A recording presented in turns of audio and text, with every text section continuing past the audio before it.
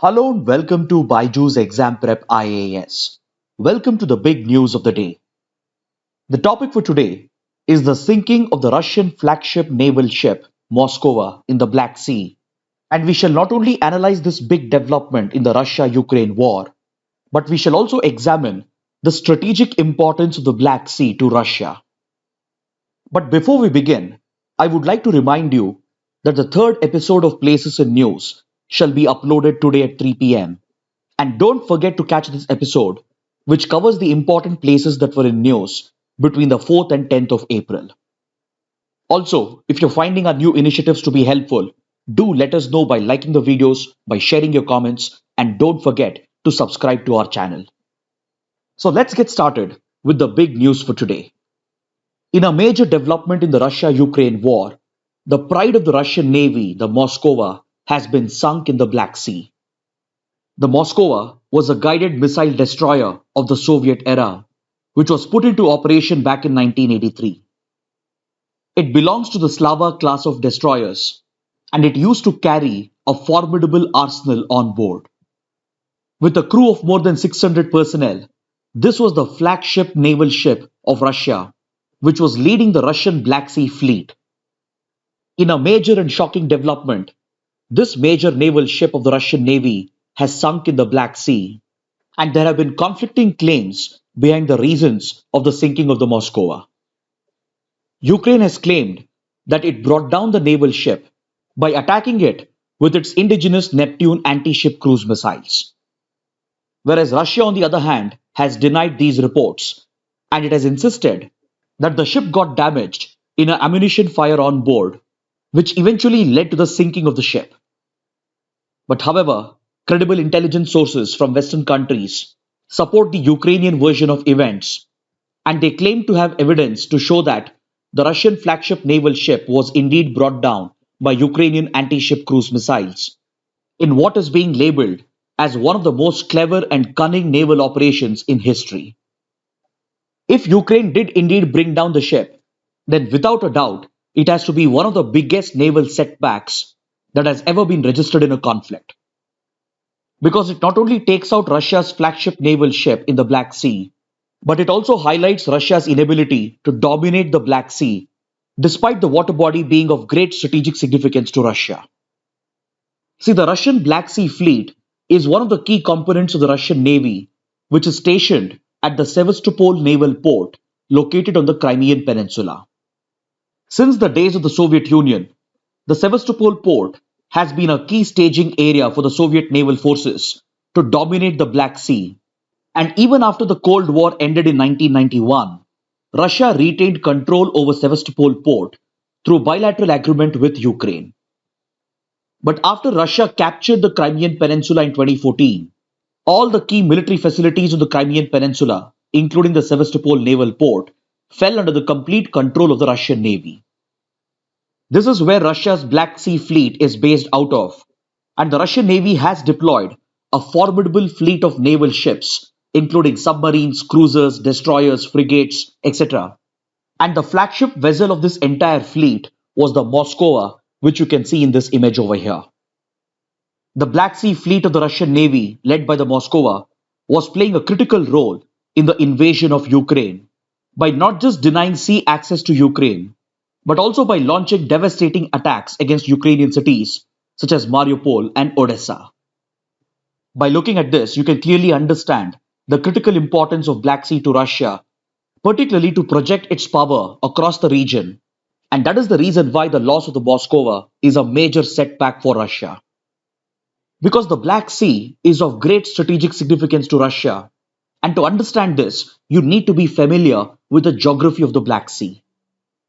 The Black Sea is surrounded by Ukraine to the north and northwest, and by Russia and Georgia to the east. Then there is Turkey to the south, and Bulgaria and Romania to the west. In this map, you can also see the Sea of Azov over here, which is separated from the Black Sea by the Kerch Strait. Russia's primary objective in the war was to deny Ukraine any access to Black Sea by cutting off the Kerch Strait, and parallelly to capture the key port city of Mariupol located over here, in order to deny Ukraine any access to the Sea of Azov. But you should also know that even without the war in Ukraine, the Black Sea is of great strategic significance to Russia because this is the only route through which Russia can connect with the Mediterranean Sea.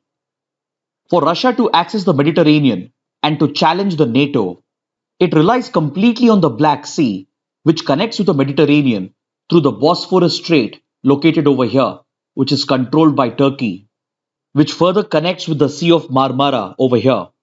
And this further extends towards the Aegean Sea, which connects with the Mediterranean through the strategic Dardanelles Strait located over here, which is also controlled by Turkey.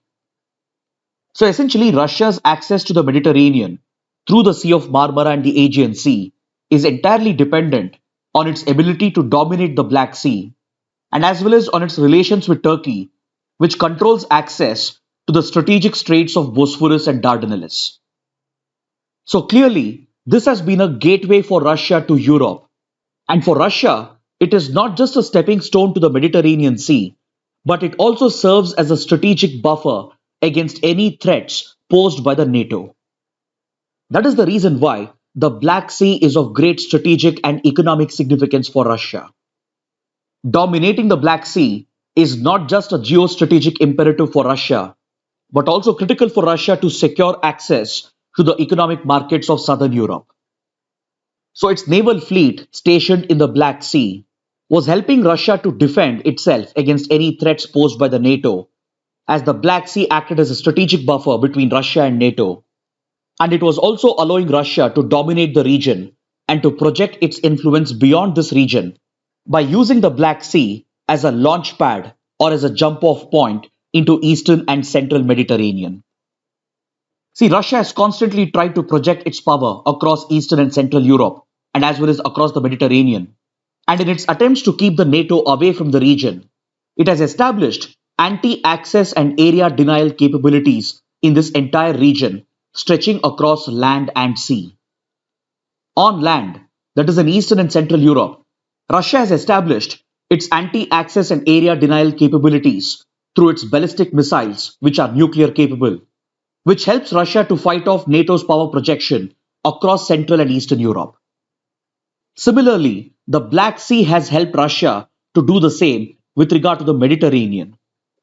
It is by dominating the Black Sea that Russia was fighting off NATO's influence in the Mediterranean and was using the route to project its power beyond the region, including in places like Syria, which happen to be strategic partners of Russia, which has been targeted and destabilized by the United States and the Western countries.